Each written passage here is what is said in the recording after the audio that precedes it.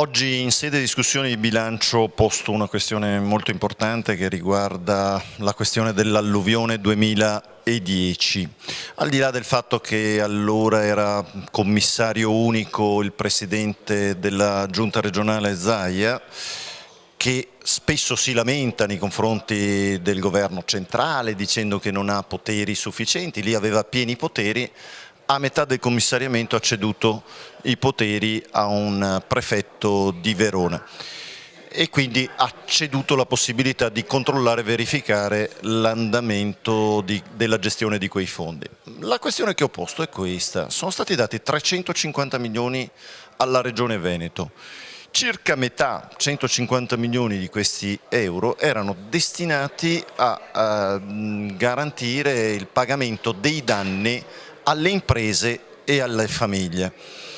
Immediatamente la Regione Veneto ha dato le risorse sulla base delle indicazioni che emergevano dai comuni e l'80% di queste risorse sono state finanziate nei confronti delle famiglie o delle imprese che avevano subito danni. Poi queste famiglie e imprese hanno prodotto le pezze giustificative, le fatture dei danni subiti e a quanto pare le risorse elargite dalla Regione rispetto a quelle effettivamente verificabili ammontano a circa 90 milioni di risparmio per la Regione, cioè 90 milioni non sono finiti come danni subiti da aziende e famiglie, ma sono rimasti nelle casse della Regione. La mia domanda è molto semplice. Primo, è vero?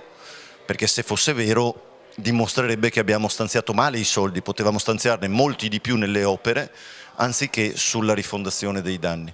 La seconda domanda è: possiamo utilizzare ora queste risorse o c'è il rischio che la Regione Veneto, perché questa sarebbe una grande beffa, li deve restituire allo Stato centrale?